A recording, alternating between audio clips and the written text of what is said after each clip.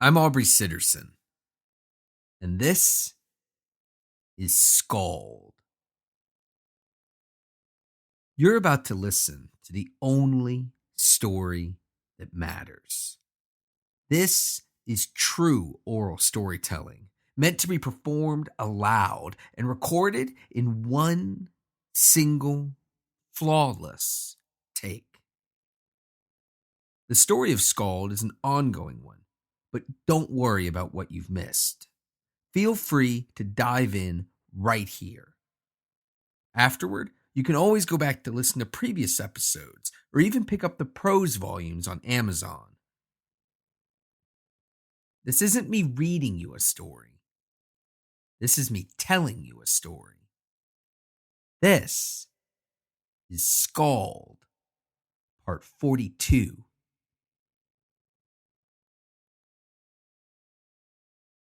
Skogg galloped across the wasteland.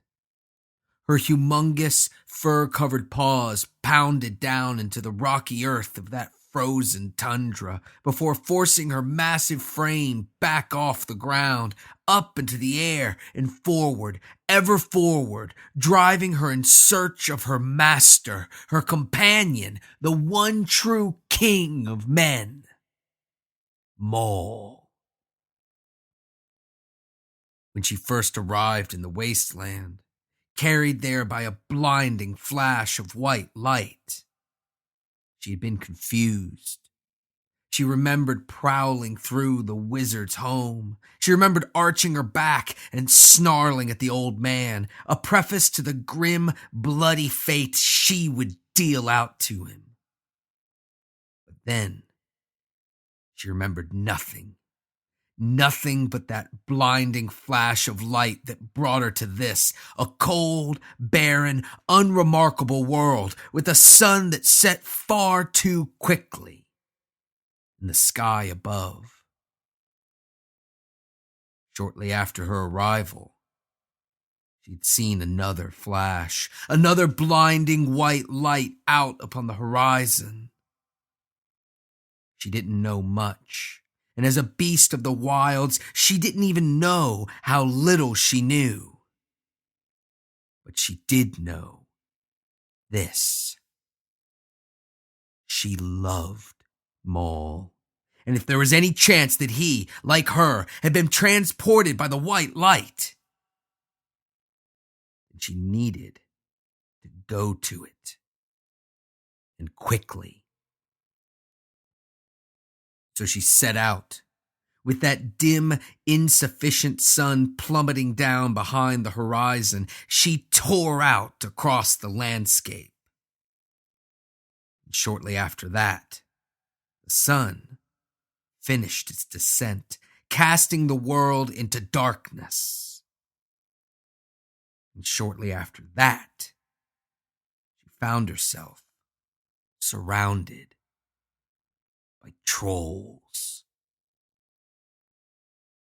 They didn't know what to make of her, what to make of this driven, monstrous, quickly moving beast that charged through their world, hurtling over the shattered, broken earth. They didn't know what she was, but they knew that she was fierce. They could see that her claws were thick and sharp, that her teeth were white and gleaming, that her coat was well nourished and full. And that was enough to keep them away. But as she continued her run, as she continued to fly through the darkness, through the night that she could tell lasted far, far too long, something in the trolls began to change. The fear that had kept them at bay began to bubble and boil deep within them. It was during that first night, during that 20-hour dash through the wasteland that it happened, that Skogg, in the pit of her stomach, felt the tenor of the trolls, the ones that massed around her for as far as she could see in every direction. She felt it change. The fear inside them stacked up on top of itself. It built to a fever pitch until one of the trolls, unable to contain himself any longer, let out a horrible cry. Skogg was used to hearing the cries of the wounded, of the dying, of the soon-to-be dead. This was something different, something awful, something the likes of which she had never heard. It was the cry of one who was already dead. Already dead everywhere that mattered. The cry was so terrible, so heinous, that not even Skogg, not even that monstrous, fearsome beast could ignore it. So she slowed, ever so briefly, to turn her head and seek out its source. But as she scanned the horizon, as she looked at face after face of scowling, vacuous green, that was when the first troll attacked. It was a glancing blow, nothing to be concerned about, just a single mote's ill-timed, ill-placed attempt at felling a colossus.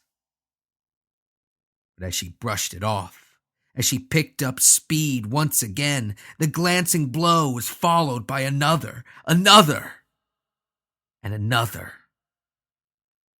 Soon, Skogg was being pummeled by the trolls. She was submerged under a deluge of puffy, sordid green flesh. They were upon her. They were all around her. The ones too weak to hold on, too weak for their brethren to climb on. They were even beneath her. She had to do something. And so she did. She lashed out. With claw and with tooth, she lashed out. She reared up onto her hind legs, throwing the trolls that clambered on her back down to the rocky earth. She swung her paws in wide arcs before her, clearing a path through the wasteland. And as she came back down, she stretched her neck out at whatever foolish troll was unlucky enough to be closest to her, and quickly, deceptively fast, with a speed belied by her hulking frame, she clamped her jaws shut on the unfortunate creature's neck. The trolls didn't retreat when they saw Skogg fight back, when they saw her lash out and serve death to any of their brethren foolish enough to come within striking distance. They didn't retreat, and they didn't surrender. They were too foolish, far too foolish for that. But they did slow down. They did quaver and falter. They cowered and hung back as the fear within them ceased to boil and began to curdle.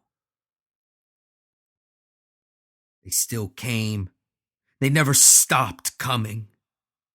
But they went from a deluge to a trickle, an easily manageable stream of attackers, the ones that had been fully cursed with ignorance, too foolish to know that their task was an impossible one. So Skogg began to run again, though never at the speeds at which she moved prior, not for long at least, as she slowed regularly to rear back on her hind legs, to swing her paws from side to side, to let out a gleeful, victorious roar, and to seize up an unfortunate troll, snapping his neck in a single bite. And as she did so, she realized for the first time how hungry she was, how much her mad dash across the wasteland had taken out of her. So she tore flesh from bone, and she flung the remains to the ground, casting the body of that sad, broken, lifeless troll away from her. But no sooner did she do it than she winced and recoiled. The taste of those things, of the trolls. It was rancid and it was sour, tasting more of maggots than of meat. But she had eaten worse. She had seen and she had smelled worse. She had done worse. So she choked it down.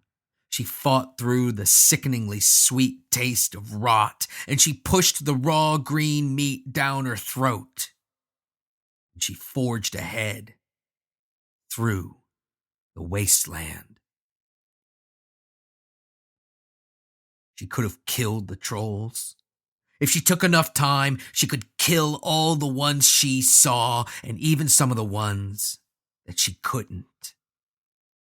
They were numerous, but too weak to harm her, too stupid to devise a plan, too undisciplined to sacrifice one for the goals of the many. She could have killed them all. She could have slaughtered them. She could have watered that rocky earth with their blood, given that gray world color with their viscera and gore. But what would have been the point? No. She needed to find him, to find Maul. And she needed to do it quickly. Hour after hour, she barreled through that shattered, broken world, fighting when she was surrounded, eating when she was hungry, and resting never. She ran, she fought, she ate for hour upon hour all through that interminable 20-hour night. When the sun began to creep up above the horizon, when the trolls retreated back into their caves, Skogg slowed. She stopped. She curled up upon that rocky earth, and with eyes half open, ever watchful, she slept. Night after night, the pattern was the same. She ran, she fought, she killed, she ate, and eventually, briefly, she slept. It was a pattern that felt familiar, felt true, one that resonated with her. Because at heart, she was a creature of the night. She was a beast of the hunt. She wasn't meant to prowl around during the day, to sleep through the night, but she had and she would, because it's what Maul had required of her. And she owed him everything. He gave meaning to the savage pattern of her existence. But given the opportunity to live by the light of the moon, to sleep the day away, to wait for no one, to simply run and fight and kill and eat, it was an opportunity she would take. And what's more, she would enjoy it. And so she did, and she relished her nights spent tearing across the wasteland. Night after night, it was the same. Until suddenly, in the distance, she heard something. A splinter, a crack, a bursting, a fall, and a crash. She heard ancient, impermeable stone breaking. She heard impenetrable granite crying out as it broke into rubble, and she heard the sound of stone breaking against stone. She heard devastation. She heard ruin. She heard destruction. And she grinned, because where there was that much destruction, a calamity great enough to ring out, unseen across the landscape, she knew that her friend, her companion, her master, Maul, couldn't be far away.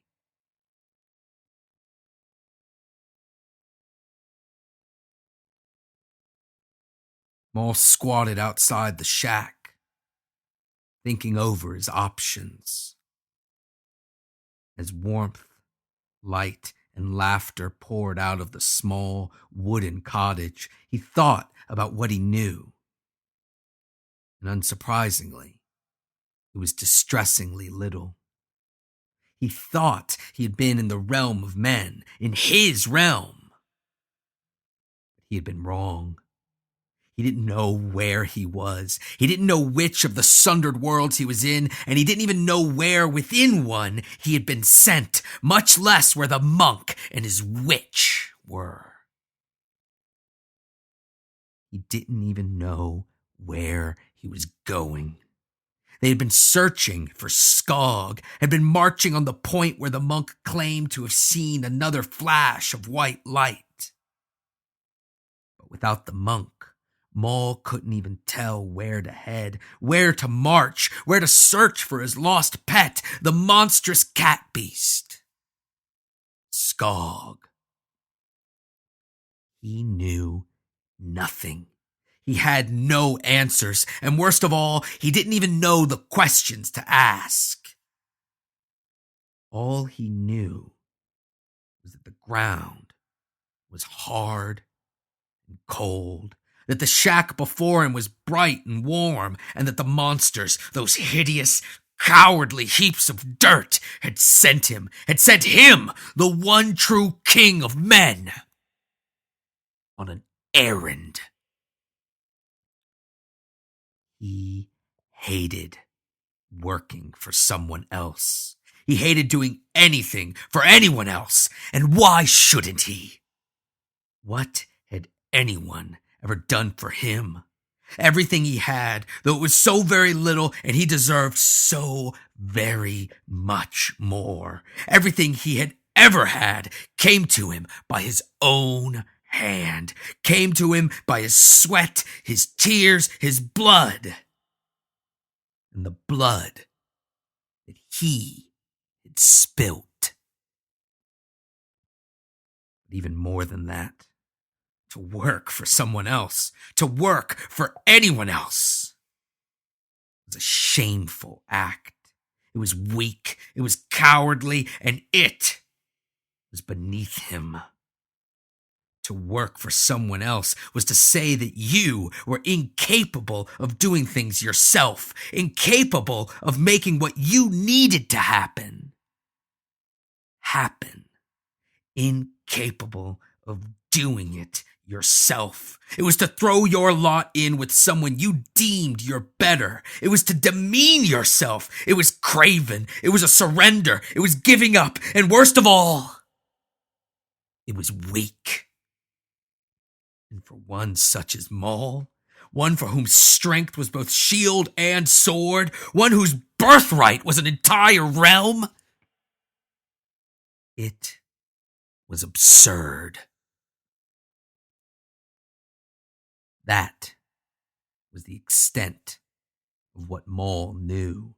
That was what he knew to be true. Maul grimaced. He squeezed his cudgel, and he gritted his teeth. Because he also knew this. He was out of options. He needed to get to the realm of men. But first, he needed to find Skogg. He would not leave her there, would not leave her in that broken, shattered, miserable world. Those two things, they were not up for discussion. They were not up for debate. They were immutable requirements. They were compulsory. But to get Skogg, he needed the monk. Though Maul hated to admit it, he needed that giggling, bestial monk to lead him to where he saw the white flash. And though he didn't trust the witch for half as far as he could throw her weak, pale body, her magics could prove useful. If a wizard could banish him there, perhaps a witch could continue him on his way. He hated that he needed them. And even more than that, he hated that he would have to work for those monsters that you would have to run errands for those shameful, cowardly heaps of dirt. Maul wasn't wise. He was far from it. But he had the wily resourcefulness of the savage. He had the simple, cutting intelligence of the brute, and it was enough for him to know this. He had no other options. So he stood. He stretched his back. He shifted his grip on his cudgel, that notched, blackened, blood-stained chunk of wood. He kicked open the door of the cottage. He didn't know what to expect. Didn't know what horrors might be hidden behind the warm, glowing facade of the shack. Didn't know what terror might lurk within, eager to sink its teeth into any travelers foolhardy enough to stumble through its doorway. Whatever he might have expected, it wasn't what he found. Small, smiling, dirty, but happy child sitting on the floor before a roaring fire. The child was human, or close to it at least. His eyes were a little too far apart. His ears were a little too far back. His mouth seated a little too low on his face, but still. The child was human, or mostly so. Maul scowled at the now giggling child and began to look around the room for warriors, for beasts, for threats, for traps, for anything at all. For the reason that those cowardly heaps of dirt couldn't have come there themselves. But he found none of that. Instead, all that lay before him was table after table of food and drink, shelves full of books and curiosities, and on the floor surrounding the child, toys. "Hello?" Maul turned with a start, shocked by the chipper, high-pitched voice that came from the boy. "I'm Gon. What's your name?" Maul approached the child slowly, warily, looking all around the room as he did. "I'm Maul. King Maul." The child, Gon, squealed with glee and began to clap. "A king? I've never met a king before. I'd love to be a king when I grow up. It must be so fun." Maul glared at the child, and he growled. "It's not. How did you get here? Where are we?" Gon looked up at Maul, confused. I don't know. One day I just woke up, and I was here."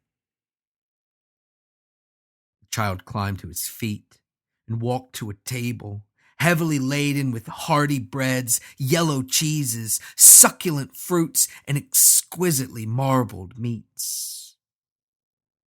The child took a roll and began to tear it with his fingers, popping it into his mouth in small bits. "Your parents, are they?" Maul eyeballed the boy, looking for any sign of mud, of dirt, of twigs or leaves. "Are they like you?"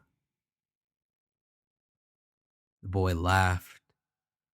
"Oh no, oh no, they're so boring and so scared all the time." Gon spoke with his mouth full as he rushed back to his toys. "They won't let me do anything fun. They won't let me do anything at all. Maul took his eyes off the child and began to tend to his hungers, shoveling meat and bread into his mouth with no hint of pleasure or enjoyment, but only the simple necessity of nourishing a body that was more a tool than a person. No, they look like you. As Maul gorged himself, moving quickly to the table that housed what looked like a crisp cider, Gon spoke, laughing once again. Oh no, I used to, but this is so much better. Maul, mouth full of food, a half-full mug of cider in his hand, turned around, grinning. But as he turned, his jaw dropped, the mug of cider dropped, and his free hand dropped to his cudgel. Because when he turned, he saw that the child was no longer alone. Gon had been joined by two brightly colored birds, each as big as the child himself, and circling around his head as they watched Maul warily. No, wait!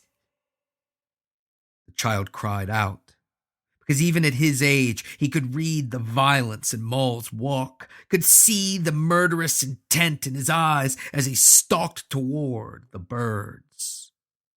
Please don't! They're my friends! They help me!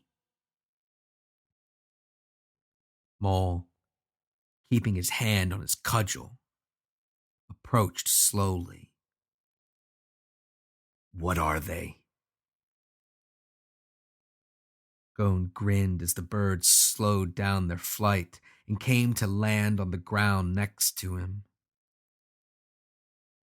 They're flittin', or at least that's what I call them, because they... I don't care what you call them or why. Maul's voice was low, quick, and dripping with venom. What are they doing here? They help me.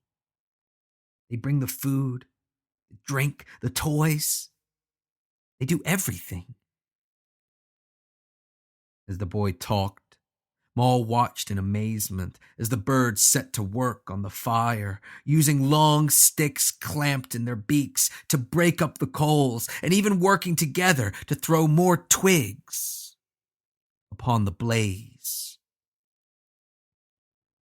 And at night, they whisper to me, and they tell me.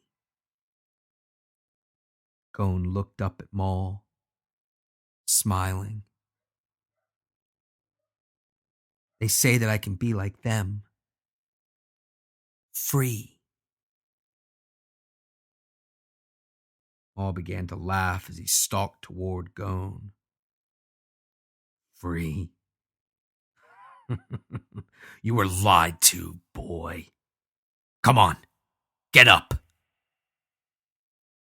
Gon, confused, frightened, began to scramble across the floor to get away from Maul, away from the towering, violent brute who had burst into his home. No, stop, get away! Maul reached down, lightning quick, and seized the skinny arm of the flailing child, yanking him to his feet.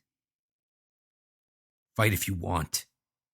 Your parents just said they wanted you back, not that you had to be unharmed.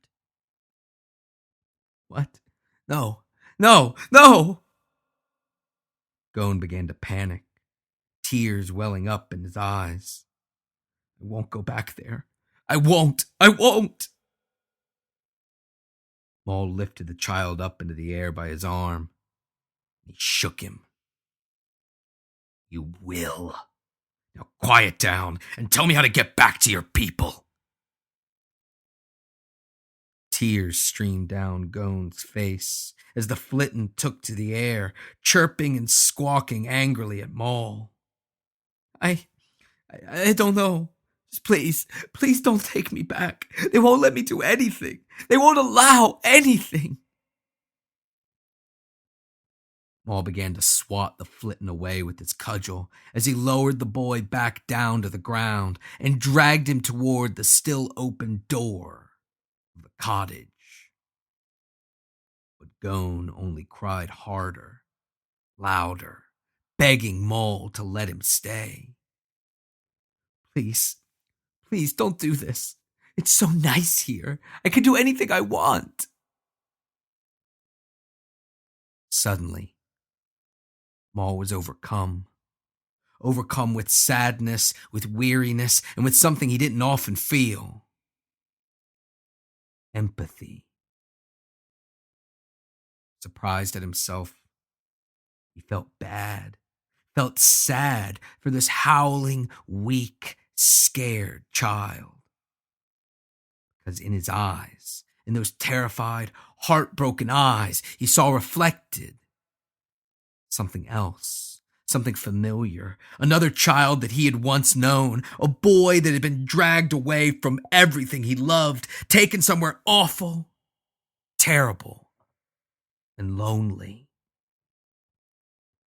Please, let me stay here. Gon begged him, tears streaming down his face. You could stay too. You could. I'm sure the flitton would let you. They wouldn't have much of a choice. Maul's face gave way to a wry grin as he looked about the cottage, at the food, at the fire, at the warm light that filled the room. It would be easy. He could stay. He could stay for ages, stay forever, sitting by the fire, eating, drinking, reaching down to his pet. Skogg, his cat. It all came rushing back to him. His pet, his throne, his realm, his quest, his birthright, the throne. His throne. No, he couldn't stay there. He couldn't give up. He had to keep moving. He had to find Skogg. He had to find his way home, and he had to take back what was his, what was rightfully his.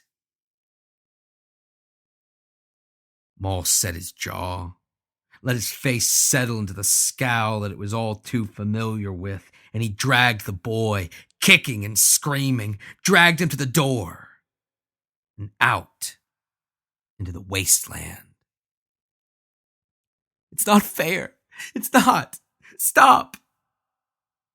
Gon howled, letting his cries echo off the rocks of the tundra. It's not right. No, Maul growled. You best get used to it.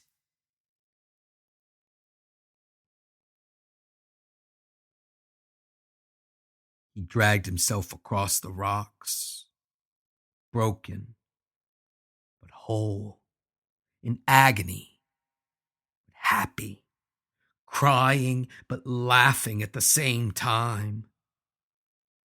He pulled himself back to his cave, inch by excruciating inch, waving away the trolls that wished to help him. He looked around, looked at the assembled, frightened trolls, terrified at the dreadful state of their leader, their idol, their hero, their god, the destroyer, Kargan. He laughed harder, blood trickling out the holes in his shattered smile. Though his legs were broken, useless, though his insides were ruptured and bleeding, though the pain was so great that it threatened to send him plummeting back into the darkness once again. He didn't mind, as though he was wounded. He knew he would heal. And though he was broken, he could look down and see. His body was whole. His body was real. He was real. He was corporeal. And he mattered. The fight with the Grollock had served its purpose. It had given him meaning. It made him matter. But still, Kargon knew it was not what had caused the flashes. It was not what brought that searing white light into his world. No, that was something else, something new, something different. And so, though it shot tendrils of fire up and down his limbs, he raised his hand slowly. He pointed out at the landscape and he roared. Bring me a challenge.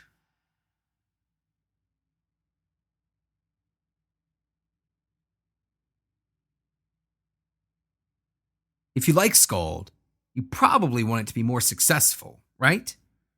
Well, the best way to make that happen is by spreading the word. And that means telling your friends, your family, your coworkers, sharing the show on social media, and of course, leaving iTunes reviews.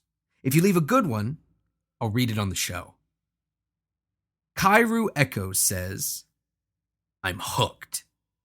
I usually pick a podcast to fall asleep to, but this is not one of those shows.